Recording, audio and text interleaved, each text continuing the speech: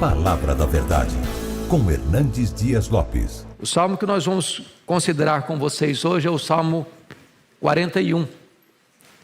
E eu peço que você abra sua Bíblia comigo neste salmo. E hoje vamos considerar este belíssimo poema escrito pelo rei Davi.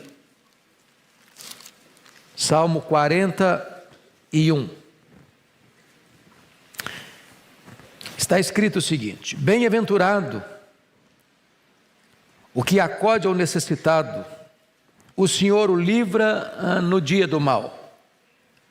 O Senhor o protege, preserva-lhe a vida e o faz feliz na terra. Não o entrega à discrição dos seus inimigos. O Senhor o assiste no leito da enfermidade, na doença, tu lhe afofas a cama. Disse eu: compadece-te de mim, Senhor, sara minha alma, porque pequei contra ti. Os meus inimigos falam mal de mim. Quando morrerá e lhe perecerá o nome? Se algum deles me vem visitar, diz coisas vãs, amontoando no coração malícias. Em saindo, é disso que fala.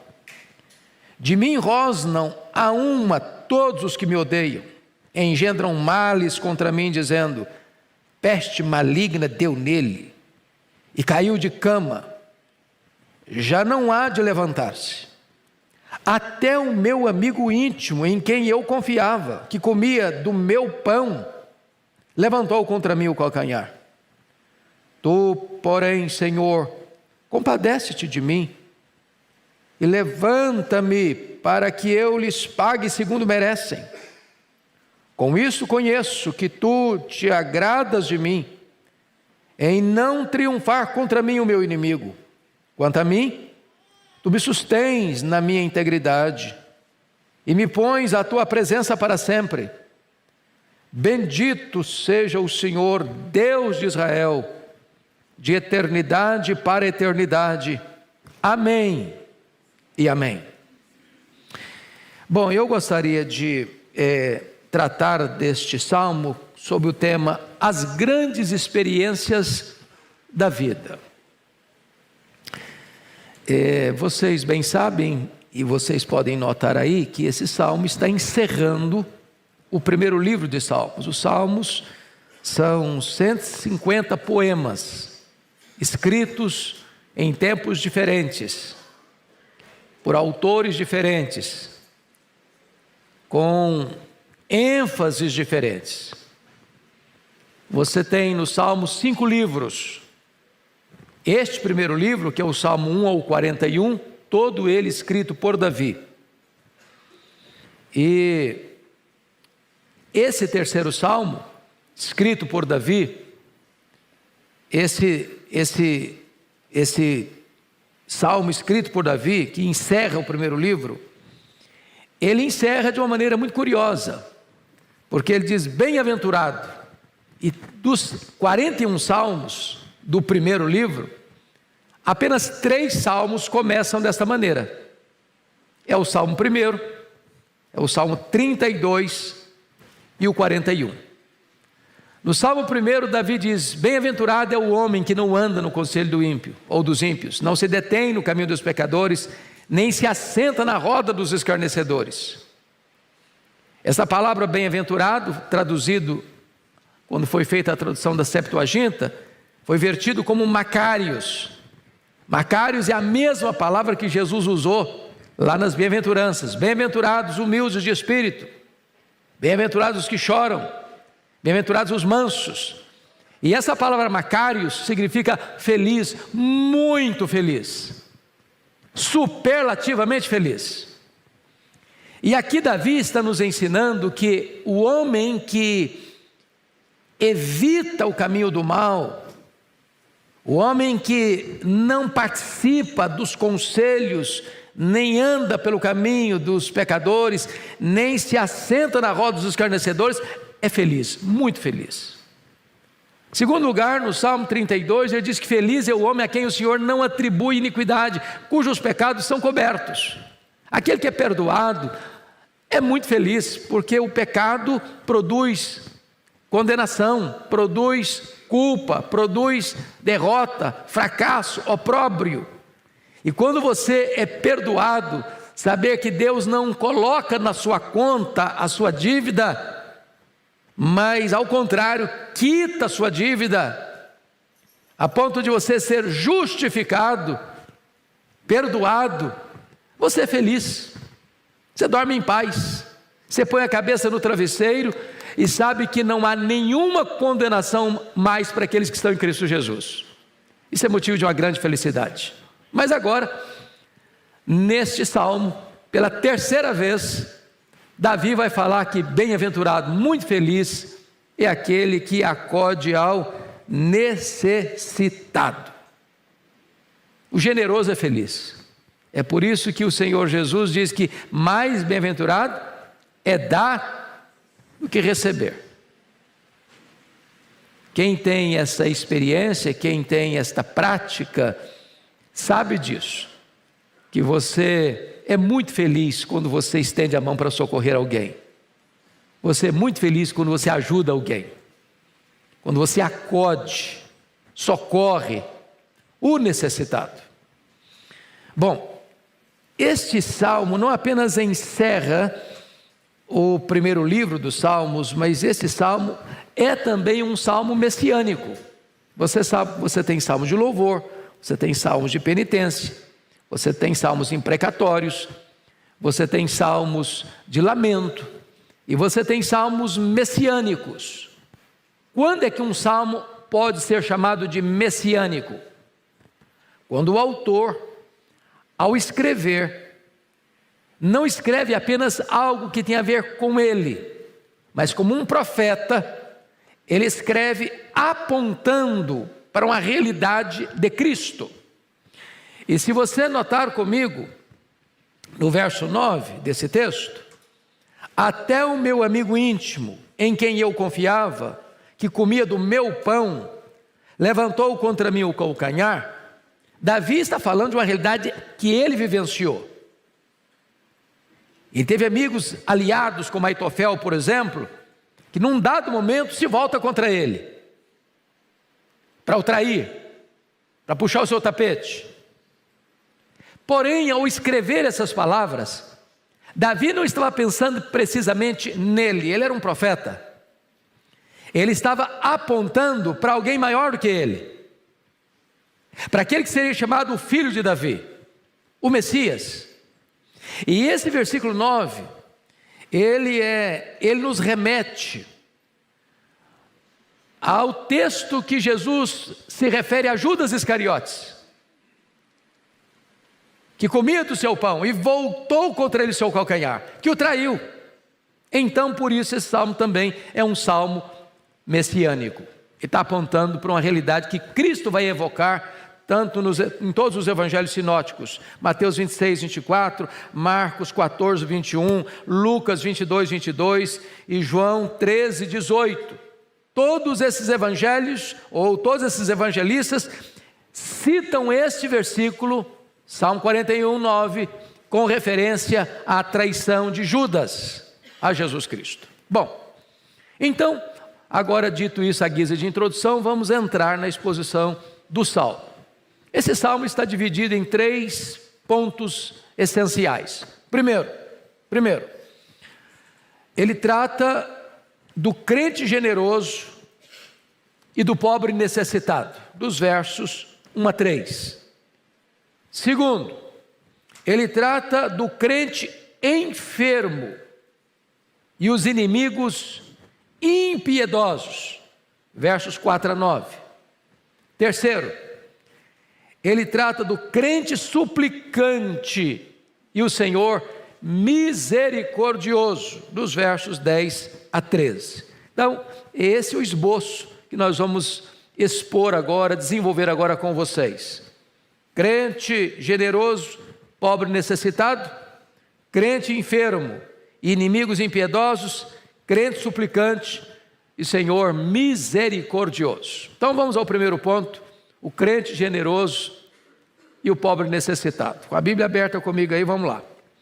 Primeira coisa que eu destaco é que a generosidade é fonte de sublime felicidade. Olha o versículo 1.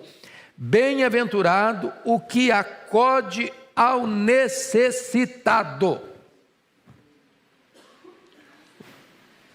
Enfatizo, repito, que a palavra bem-aventurado aí, na tradução que foi feita do Velho Testamento para o grego, a palavra que aparece lá é makarios, a mesma palavra que Jesus usou para bem-aventurança. Feliz, muito feliz. A pergunta é: quem é o necessitado? O que é uma pessoa necessitada? A ideia aqui é de uma pessoa desamparada, uma pessoa que está passando dificuldade. Em outras palavras, é aquele que é pobre, de bens materiais, fraco em força, menosprezado em reputação, desanimado em espírito. Não é apenas uma pessoa que está precisando de comer, ou uma pessoa que está precisando de vestir na hora da chegada do inverno, mas é também o necessitado nas outras áreas da vida. Alguém que pode estar com muito dinheiro, mas está numa grande aflição.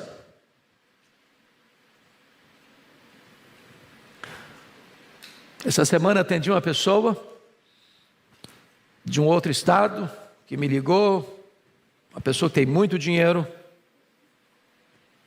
que tem muitos bens, mas vivendo um drama, já tentar suicídio algumas vezes, a vida perdeu o sabor, a vida se desfigurou diante dos seus olhos, ele não consegue encontrar mais razão para viver. É uma pessoa necessitada, que precisa de ajuda, precisa de socorro, precisa de uma mão estendida, precisa de uma palavra de ânimo. E talvez você olhe o mapa de São Paulo, tem muitas pessoas carentes fisicamente, necessitadas de comida, e esta igreja tem sido uma agência nas mãos de Deus para atender tantas famílias necessitadas de pão, de comida, de uma cesta básica.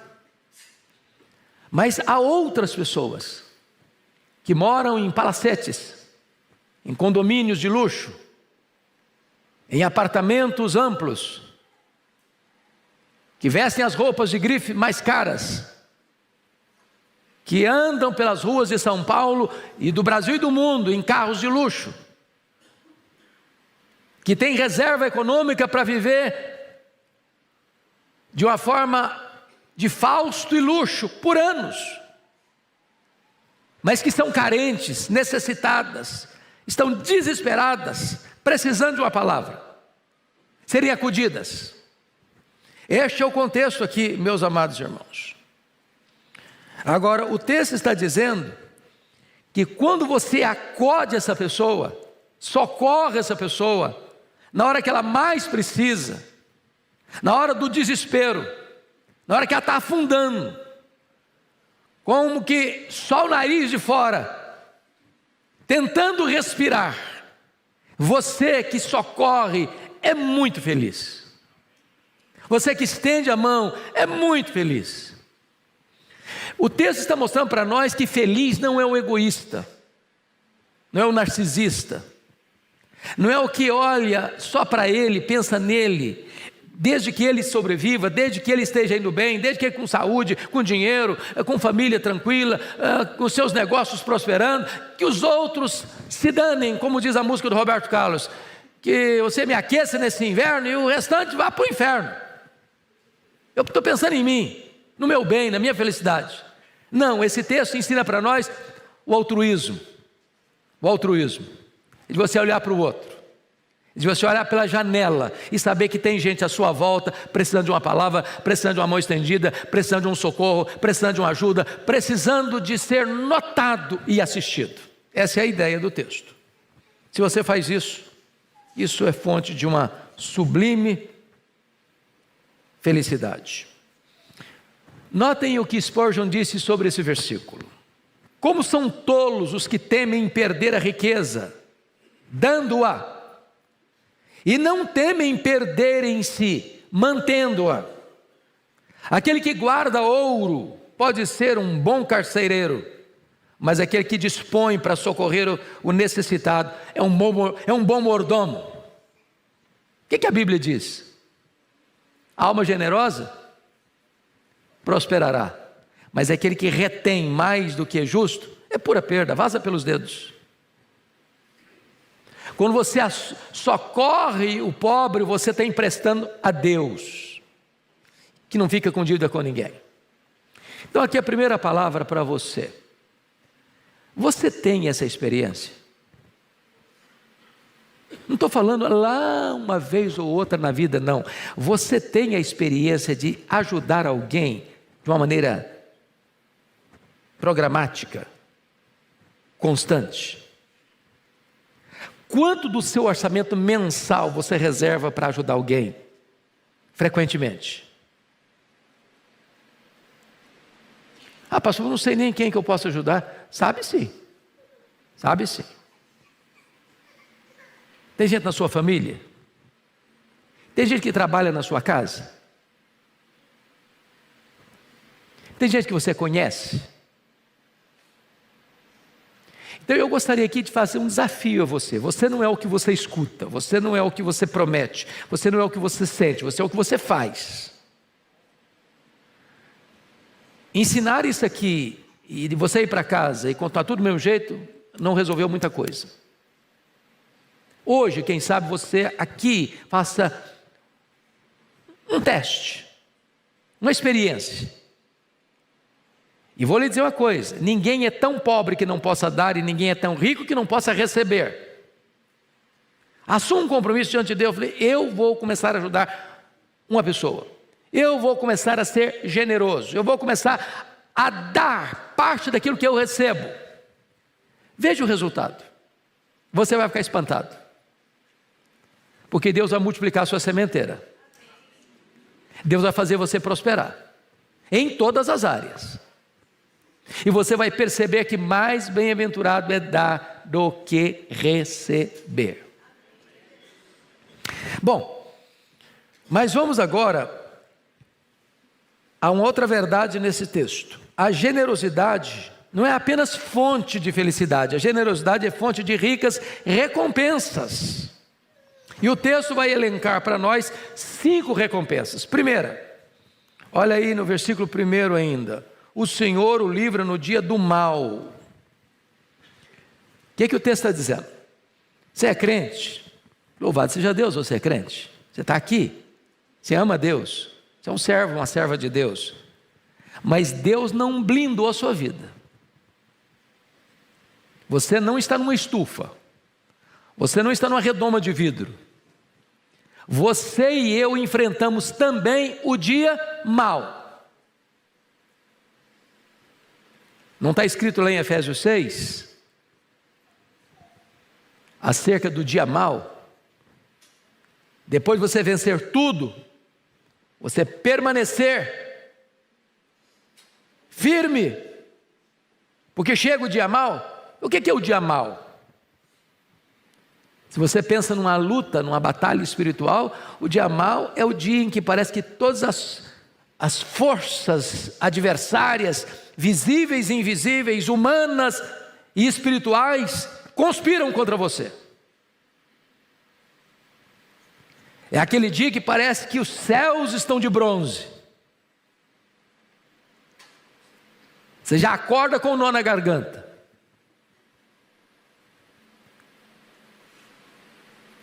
E o texto está dizendo que quando você é generoso, não são os astros que estão movendo em seu favor, não. Não é coincidência, não. Não é apenas uma coisa casual, não. O Senhor o livra no dia do mal.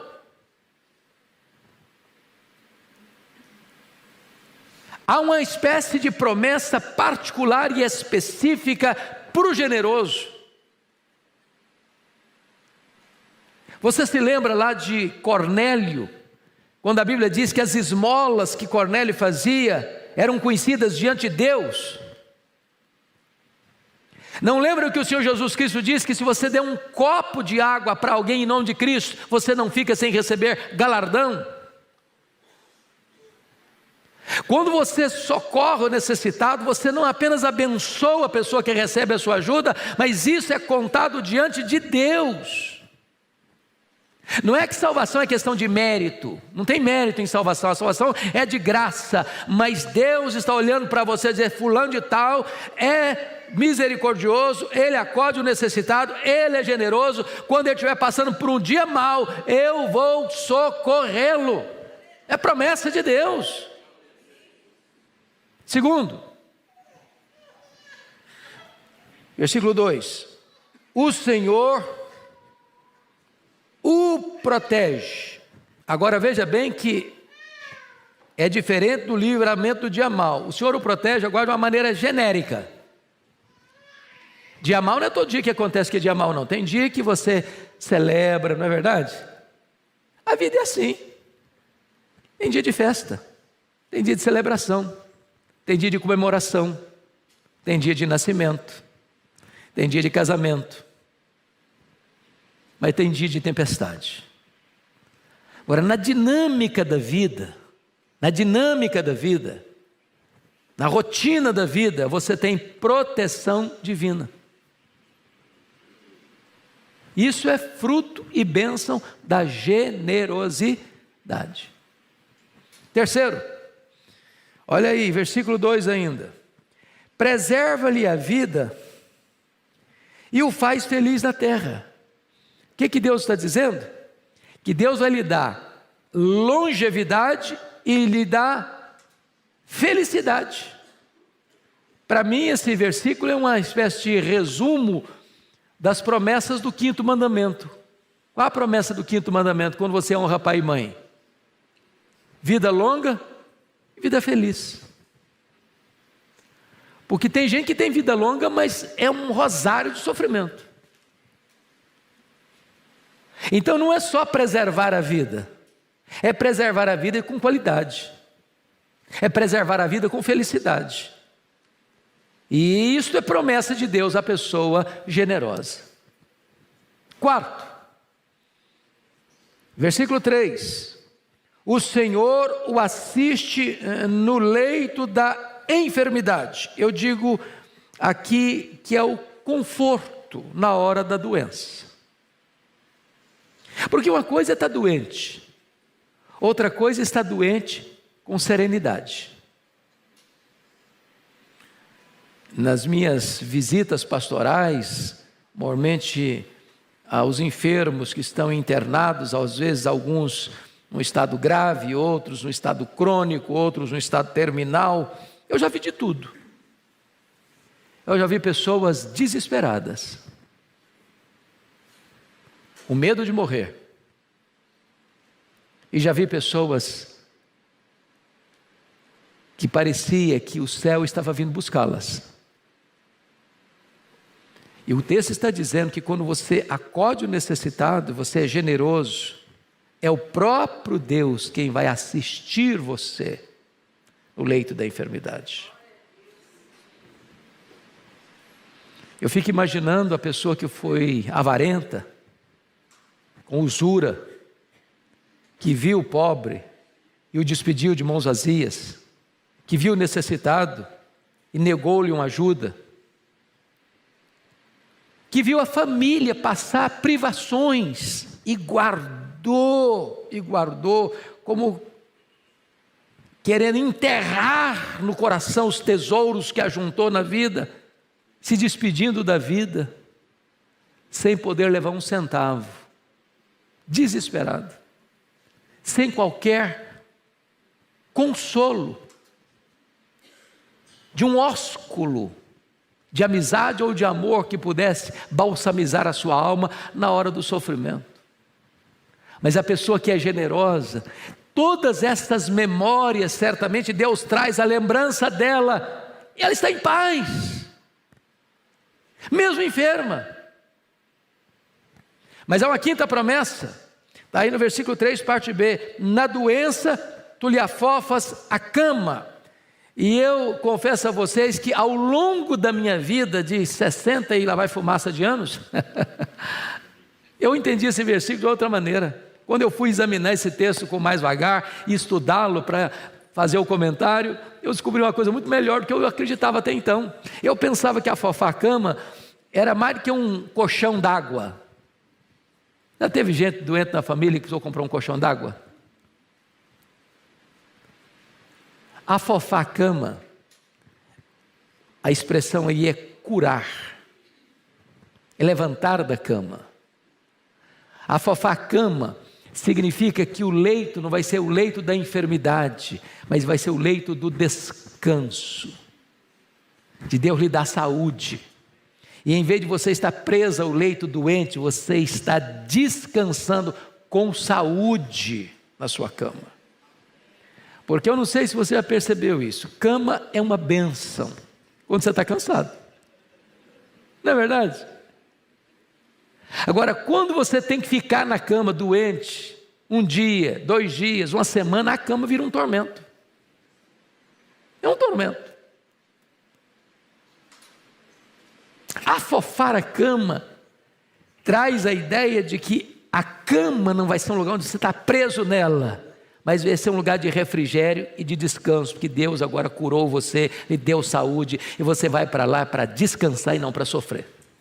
Essa é uma promessa de Deus a alguém que é generoso. Bom, essa é a primeira parte. Essa é a primeira parte. Agora vamos para a segunda parte.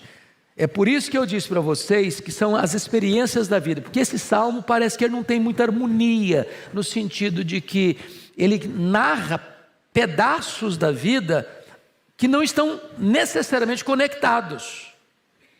Porque a transição para o verso 4... Você diz, não está combinando, parece que não é a mesma pessoa. Não é a mesma pessoa. Não é a mesma pessoa, só que pintando quadros diferentes da vida. Qual o próximo quadro? O próximo quadro é de um crente doente, diante de inimigos impiedosos.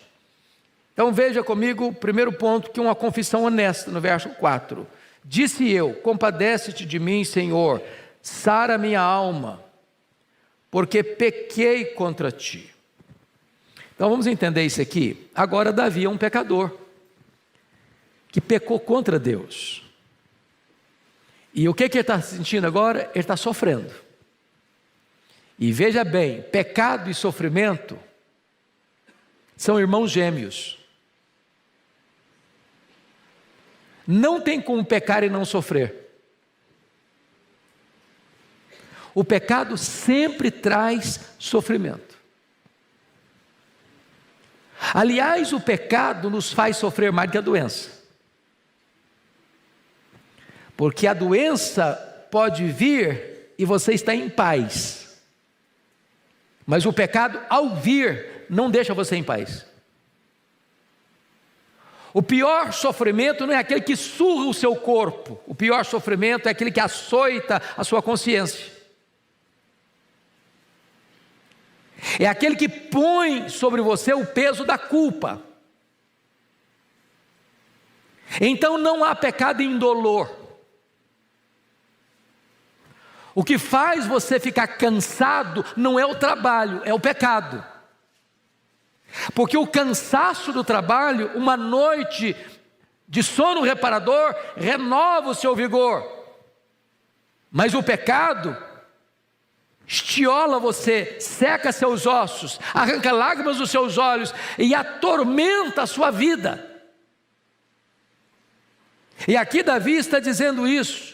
Compadece de mim, sara minha alma. Ele está dizendo, a minha alma está doente, a minha alma está enferma. Por quê? Porque eu pequei. Pequei contra quem? Contra ti. O que é isso aqui? É uma confissão. Uma confissão arrancada do mais profundo da alma, doente, enfraquecida, debilitada, por causa do pecado. Veja você que ele está com o corpo doente e está com a alma doente. Isso é o efeito do pecado. O pecado adoece o corpo, o pecado adoece a alma. Mas agora, veja você que ele está enfrentando, depois de fazer uma confissão honesta, enfrentando uma maledicência impiedosa. Olha os versos 5 e 6. Você pode ler comigo, versos 5 e 6, vamos juntos? Os meus inimigos falam mal de mim. Quando morrerá, lhe perecerá o nome. Se algum deles me vem visitar, diz coisas vãs, amontoando no coração malícias, ensaindo. É disso que fala. Então vamos entender algumas coisas aqui. Você acha que crente tem inimigo?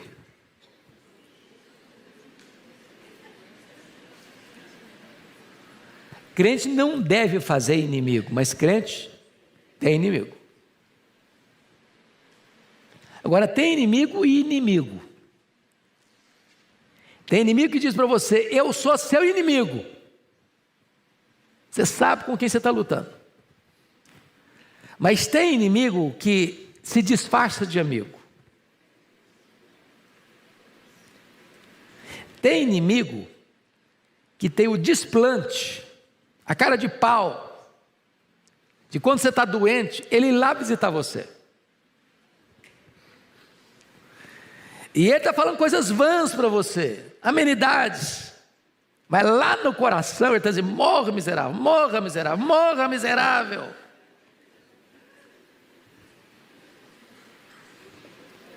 Você já pensou num negócio desse? Eu espero que você não tenha gente desse jeito. Davi enfrentou essa gente. Há pessoas que estão torcendo pela sua morte. E a pergunta deles é esta: quando morrerá e lhe perecerá o nome?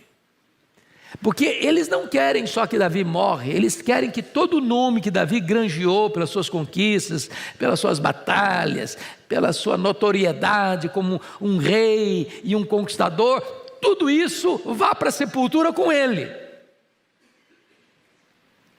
E esses inimigos são maledicentes, olha aí, falam mal de mim.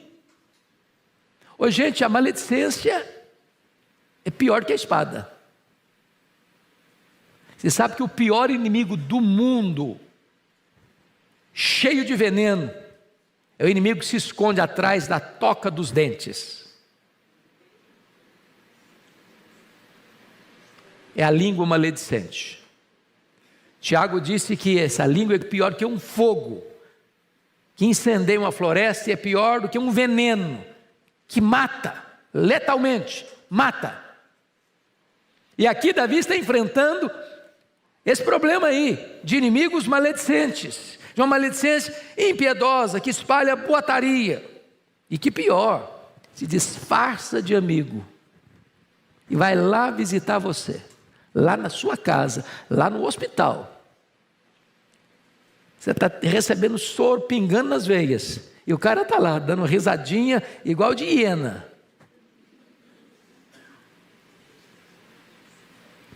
Torcendo para você morrer. Mas agora, Davi ainda vai além e compara esses inimigos que têm um ódio animalesco. Olha o versículo 7. De mim, você pode ler a parte B comigo?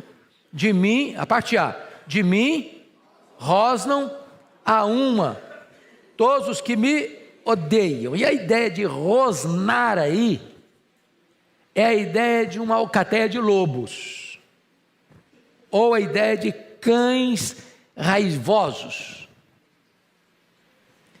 É aquele inimigo que arreganha os dentes. E quando um lobo rosna, quando um cachorro rosna, ele não está abanando o rabo, saudando você, que bom que você chegou. Ele está o quê? Armando o bote para atacar você. O que Davi está dizendo é que esses inimigos são tão violentos quanto uma alcateia de lobos, são tão violentos como cães raivosos que estão rosnando para atacar você. É o que Davi sentia. Aliás, a história de Davi, talvez uma das coisas boas, alguém me pergunta assim: pastor, como é que você lê a Bíblia? Porque tem gente que, a história de leitura da Bíblia, assim, eu li a Bíblia tantas vezes. Se você me perguntar quantas vezes eu li a Bíblia, eu não sei responder para você. Não sei. Porque eu não tenho o hábito, não estou dizendo que é errado não, eu admiro quem faz isso, aplaudo quem faz isso. Começam a leitura de Gênesis, vai Apocalipse. Começa em Gênesis, Apocalipse, Gênesis, Apocalipse, Gênesis, Apocalipse. Li tantas vezes. Maravilha. A minha experiência é outra. Eu gosto de morar num livro da Bíblia. Sabe o que é morar num livro da Bíblia? Você lê 1, 2, 10, 20 vezes o mesmo livro, ou lê o texto 1 a 5, 10 vezes o mesmo texto, ou de você pegar uma biografia, como de Davi, por exemplo, e ler toda ela numa sentada só. Porque às vezes a gente lê fragmentadamente e não junta as coisas, não faz conexões, não é verdade? Então quando você lê a biografia de Davi, Davi foi um cara que só teve paz enquanto cuidava de ovelhas lá em Belém. No dia que o Samuel foi na casa do pai dele e entornou o azeite na cabeça dele, a partir dali ele passou a não ter paz dentro de casa, a partir da casa dele. Os irmãos dele já começaram a não gostar dele. Esse cara aqui, esse caçulinha, vem aqui só para atrapalhar a gente, porque ele estava cuidando lá das ovelhas. Aí vem, passou na fila, furou a fila, ele tomou o nosso lugar. A partir dali a vida de Davi foi uma vida de guerra a vida inteira. O cara não teve paz. Isso aqui não é retórica não, isso aqui é realidade. Mas vamos ver que esse ódio animalesco passa por um desejo perverso. Olha o 7b e o 8 comigo. Engendram males contra mim, dizendo: peste maligna deu nele, e caiu de cama, já não há de levantar-se. Meus irmãos, vejam vocês no verso 7b, engendram males contra mim. O que é engendrar males? O que é a ideia de engendrar? Maquinar, urdir, tramar, parar e fazer uma reunião de inimigos, que são cães que rosnam, para dizer o que nós podemos fazer para prejudicar, para destruir, para matar, para botar esse cara numa enrascada. É só você começar a dar uma lida, por exemplo, na saga das fugas de Davi do seu sogro. O rei Saul fazia reuniões e mais reuniões com o seu exército. Como nós vamos matar Davi? Ele escapou dessa? Vamos pensar numa outra estratégia. Vamos armar uma nova armadilha. Vamos criar uma nova situação para pegá-lo, para matá-lo, para destruí-lo. Você já imaginou o que é um cara viver a vida assim? Ele está vivendo esse drama. E agora veja você no verso 8. Davi ficou doente. E aí eles estão apostando numa doença gravíssima. Estão querendo que a doença seja mais grave do que de fato é. Dizendo assim, peste maligna deu nele. Peste maligna, via de regra, era uma expressão de lepra. Ou seja, uma doença incurável. Ele está doente, a doença dele é grave, a doença dele é incurável, e eles estão apostando nisso, já não há de levantar-se, ou seja, dessa vez, ele não escapa, dessa doença, ele não se cura, ele vai morrer mesmo, e eles estão festejando, aplaudindo, vai morrer, agora dessa ele não sai. É o desejo perverso. Em outras palavras, eles estão entoando antecipadamente cantilenas fúnebres. Você conhece gente assim? Que já aposta na derrota do outro? Só que Deus é tão maravilhoso que Deus costuma virar a mesa, viu? Deus costuma mudar o placar do jogo. Eu me lembro dentro da saga política paulistana, em tempos idos, de um candidato que resolveu sentar-se na cadeira, nas vésperas da eleição, achando que a vitória dele já estava assegurada. E no dia da eleição, quando abriram as urnas, quem ganhou foi o outro. É possível que alguém acredite que o outro vai ser derrotado e ele vai vencer. E é possível que Deus mude o jogo, que Deus altere a situação. E Deus curou Davi, Deus levantou Davi, e Davi sarou. E os seus inimigos ficaram completamente derrotados ao destilarem veneno contra Davi. Mas aí vem o último ponto desse ponto aqui, a traição ingrata do verso 9. Você pode ler o verso 9 comigo? Vamos lá? Até o meu amigo íntimo, em quem eu confiava, que comia do meu pão, levantou contra mim calcanhar. O texto não diz a quem Davi estava se referindo. Podia ser seu filho, Absalão. Podia ser o próprio sogro dele, o Saul, a quem ele ia lá tocar harpa na sala do rei. E Davi pode ter tido muitos defeitos, mas esse ele não teve. Ele nunca se insurgiu contra o sogro para matá-lo, tendo a oportunidade de fazê-lo. Pode ser Aitofel, seu conselheiro, que se aliou a Absalão na conspiração, depois cometeu suicídio. O certo é que Davi está dizendo que num dado momento da vida a gente pode também experimentar esse sabor amargo de um companheiro de jornada, no meio do caminho, virar as costas para a gente. Porém, Davi estava aqui profeticamente apontando para um fato maior, do próprio filho de Davi, o Messias, Jesus de Nazaré, nosso glorioso Redentor, que chama 12 homens para serem apóstolos.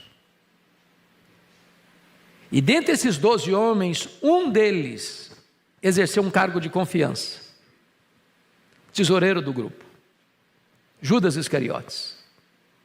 E num dado momento, Judas Iscariotes, dominado pela ganância, pela avareza, pelo amor ao dinheiro, resolveu livremente vender Jesus por 30 moedas de prata e trair o seu Senhor. E na verdade, Judas vai se tornar o líder da escolta militar, composta de soldados romanos e soldados do Sinédrio, fortemente armados, para na noite fatídica que Jesus viveu no jardim do Getsêmani, capitanear a corja e entrar no jardim e depositar na face sacrossanta de Jesus o beijo traidor. E o beijo traidor de Judas feriu o coração do nosso Senhor, tanto quanto os cravos que lhe rasgaram as mãos.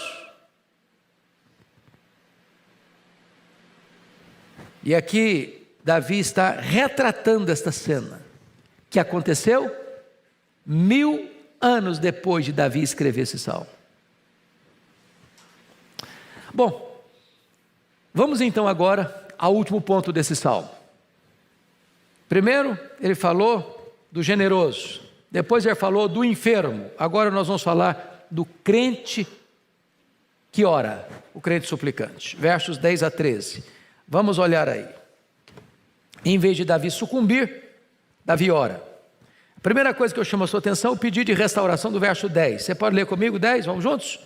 Tu, porém, Senhor, compadece-te de mim, levanta-me, para que eu lhes pague segundo merecem. O que você vai fazer quando você constata que alguém está perseguindo você? Ou que alguém traiu você? Qual é a reação natural do ser humano? Pagar na mesma moeda. Dá o troco. Dente por dente, olho por olho, pé por pé, queimadura por queimadura. Essa é a reação humana. Não foi essa a reação de Davi. O que Davi fez? Ele não se vingou, mas ele entregou a causa para quem? Para Deus. E ele ora a Deus. E a primeira coisa que ele vai fazer é dizer: tu, porém, Senhor, compadece-te de mim. Ele não está pedindo direito, ele está pedindo compaixão. Ele está dizendo: Senhor, eu sou uma pessoa maravilhosa e eu tenho direitos garantidos, e eu decreto que tu me levantes dessa cama da enfermidade, que tu derrotes o meu inimigo. Não foi isso que ele fez. Ele chega para Deus humildemente e pede o quê? Compaixão, misericórdia. Segunda coisa, ele pede cura e levanta-me, porque os inimigos estão dizendo: deu peste maligna nele, ele vai morrer, dessa ele não sai. Não tem médico que reverta esse diagnóstico dele, não tem remédio que o cure. Eu quero dizer para você que o nosso Deus não aceita os diagnósticos fechados pelos homens. Quem tem a última palavra é o nosso Deus. Para Ele não tem cura, não tem doença incurável, para Ele não tem causa perdida, para Ele não tem problema insolúvel, para Ele não tem diagnóstico final dado pelos homens. A última palavra é dele. E se Ele quiser, Ele cura. Se Ele quiser, Ele levanta do leito. Se Ele quiser, Ele restaura. Se Ele quiser, Ele faz milagres ainda hoje. Bendito seja Deus. Agora vamos entender o verso 10, a parte B, porque pode parecer para nós, a princípio, que Davi está com o coração cheio de rancor e ódio, desejando vingança. O que está escrito aí? E levanta-me, para que eu lhes pague segundo merecem. Davi tinha uma consciência, irmãos, que é muito importante entender. A consciência da dinastia davídica, porque foi feita uma promessa para ele. Qual foi a promessa que foi feita para ele? Que um descendente dele se assentaria no trono, e o seu trono seria um trono eterno. Davi tinha plena consciência de que o Messias procederia dele. E se a dinastia davídica fosse interrompida, destruída, essa promessa do Messias não se cumpriria. E aí você vai ver os perigos para frente e as lutas que aconteceram para frente, porque Salomão reina no seu lugar. Salomão morre, Roboão reina no seu lugar, está indo dentro da linha, mas Roboão foi insensato. E o que aconteceu? O reino se dividiu. 10 tribos seguiram a liderança cismática de Jeroboão I, mas Deus preservou a tribo de Judá, de onde procedia Davi. E Deus mesmo cuidou na história para que essa linhagem não fosse corrompida, essa linhagem não se perdesse, até que, na plenitude dos tempos, na casa do pão, Belém, onde nasceu Davi, 1000 anos depois, nasceu Jesus de Nazaré, e a promessa se cumpriu. Davi está aqui não querendo vingança pessoal. O que Davi está aqui pedindo é que a dinastia não fosse interrompida, para que os inimigos não frustrassem o propósito soberano de Deus. E Deus é fiel para cumprir a sua promessa, e os inimigos foram derrotados, e a dinastia davídica prosseguiu. Segunda coisa, tributo de gratidão no versículo 11. Com isso conheço, que tu te agradas de mim, em não triunfar contra mim o meu inimigo. Davi tinha plena consciência de duas coisas. Primeiro, que Deus perdoou o seu pecado. Segundo, que Deus o curou da sua enfermidade. Terceiro, que Deus cumpriu o seu plano de, através dele, suscitar o Messias, o nosso Salvador. E Ele está aqui dando graças a Deus por isso. Com isto conheço que tu te agradas de mim. E eu quero dizer para você que também o Senhor Deus se agrada de você. Porque você está em Cristo. Você está em Cristo. Deus se agrada de você. Deus fez você assentar com Cristo nas regiões celestes, acima de todo principado e potestade. Então, quando Deus olha para você, Ele vê a justiça de Cristo em você e Ele se agrada de você, apesar de você e eu sermos quem nós somos, pecadores. Bendito seja Deus por isso. Terceiro, penúltimo lugar, anelo por comunhão, versículo 12. Leia o 12 comigo. Quanto a mim, vamos juntos? Quanto a mim, tu me sustens na minha integridade e me pões à tua presença para sempre.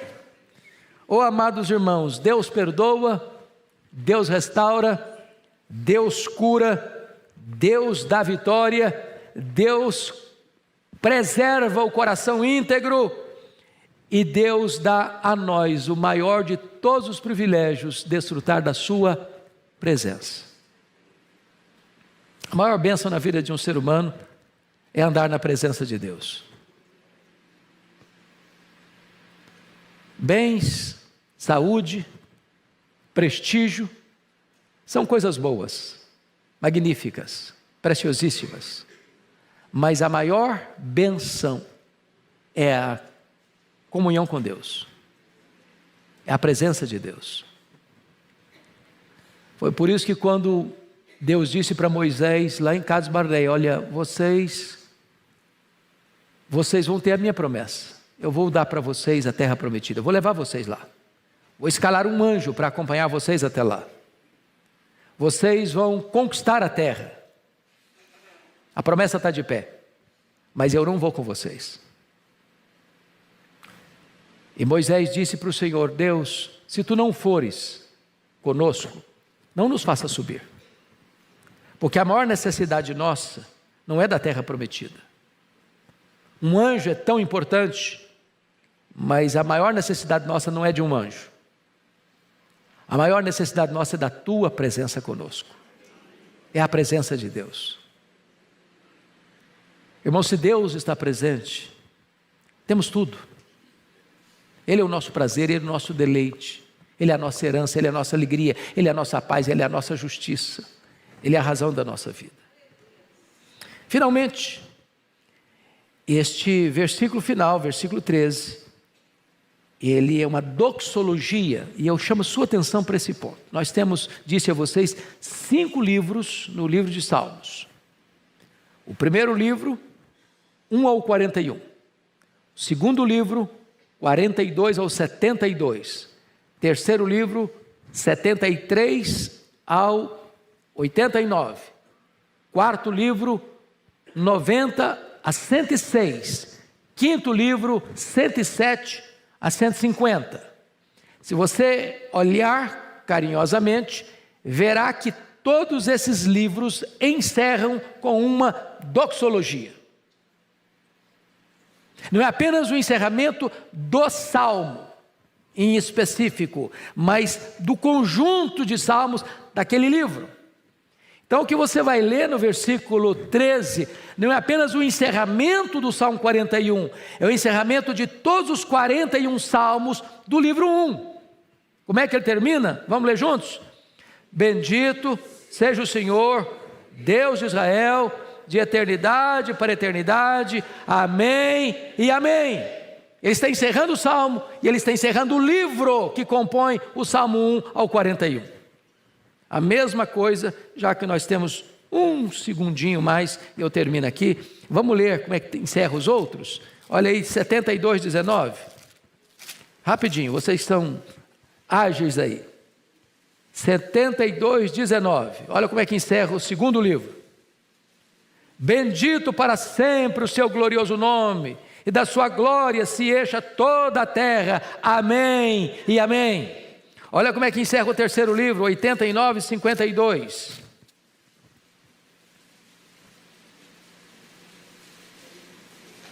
Bendito seja o Senhor para sempre. Amém e amém.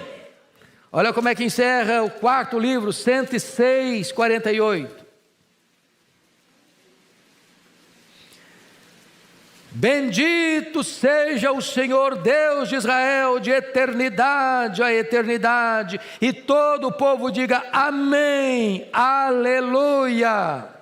Vamos ver como é que encerra o último livro, 150, versículo 6. 150, versículo 6. Vamos ler todos juntos agora? Todo ser que respira, louve ao Senhor. Aleluia! Louvado seja Deus. Que a nossa vida seja uma doxologia ao Senhor. Deus abençoe, amados.